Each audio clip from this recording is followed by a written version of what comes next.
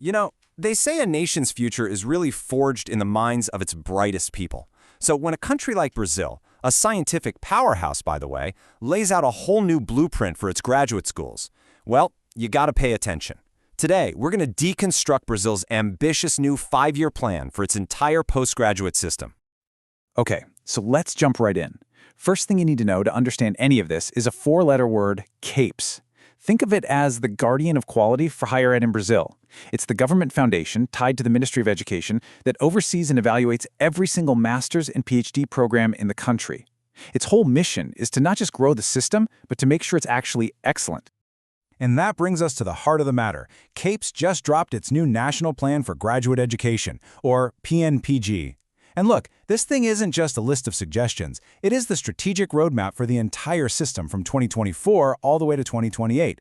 It's both a diagnosis of the problems and a prescription for the future all in one. So before you can map out the future, you have to take a hard, honest look at where you are right now, right? And that's exactly what the plan does. It starts with this national checkup, and what it finds is a system of, well, incredible growth, but also some really deep contrasts. On the one hand, the story is just one of explosive growth. I mean, think about this. Back in the 1970s, you had fewer than 200 programs in just a handful of cities. Fast forward to 2022, and that number has just ballooned to almost 5,000 programs, spread out across hundreds of cities. That's a huge expansion. But here's where the plan pivots from celebration to some serious concern. Because underneath that impressive surface, it uncovers some major long-term problems that are actually threatening the health of the whole system. The PNPG's diagnosis really just boils down to 3 core, urgent challenges.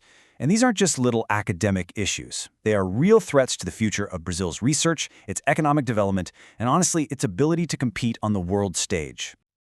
Okay, so challenge number 1, a crisis of funding.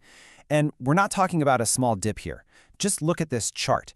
After peaking back in 2015, the investment in postgraduate studies went into a sustained freefall. This put a massive strain on everything from research projects to just supporting students. And this isn't just some abstract number on a chart. This has a real human cost. For a decade, 10 years, the scholarships that students rely on to, eat and pay rent were completely frozen. Can you imagine trying to dedicate your life to groundbreaking research when your income is losing value year after year? It makes a career in science pretty tough to choose. So what's the result of all that? Well, despite having thousands of programs, Brazil is still lagging way behind the average for other developed nations. Get this, less than 1% of Brazil's adult population has a master's degree. The OECD average? Over 14%. The system is big, sure, but it's just not reaching enough of the population yet. The second huge challenge the plan points to is deep-seated inequality. The opportunity to get an advanced degree is just not spread out evenly. A staggering 64% of all graduate programs are packed into the 2 wealthiest regions, the Southeast and the South. That leaves huge parts of the country with far fewer options. And this inequality, it also has a really clear gender problem. Now, interestingly, women are actually the majority of graduate students overall, but a glass ceiling seems to crash down when you look at who's teaching them. In a critical field like engineering, women hold fewer than 1 in 4 faculty positions. The racial disparity is just as stark. Black Brazilians make up more than half of the country's population, but they earn just over a quarter of its PhDs. It's a clear sign that the system just doesn't yet reflect the true diversity of the nation it's supposed to be serving.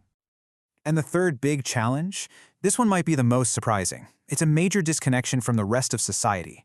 The country is producing all these brilliant, highly qualified experts, but they're not ending up where they are so desperately needed. Only 1% of PhDs in Brazil are employed in the manufacturing industry. 1%, in a sector that's absolutely vital for innovation. So, you've got this diagnosis: shrinking funds, deep inequalities, and a disconnect from the economy. The big question is, what's the fix? Well, this is where the new PNPG comes in, and it proposes a very clear, very deliberate shift in direction. The whole plan is really built around these 4 core goals, and you can see how each one is a direct answer to the problems we just looked at. It's about promoting equity to fix those gender and racial gaps, it's about reducing regional disparities to balance the map, and it's about boosting innovation and even strengthening basic education to reconnect research to the real world.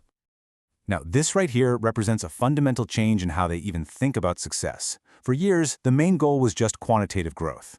More programs, more students, more academic papers published.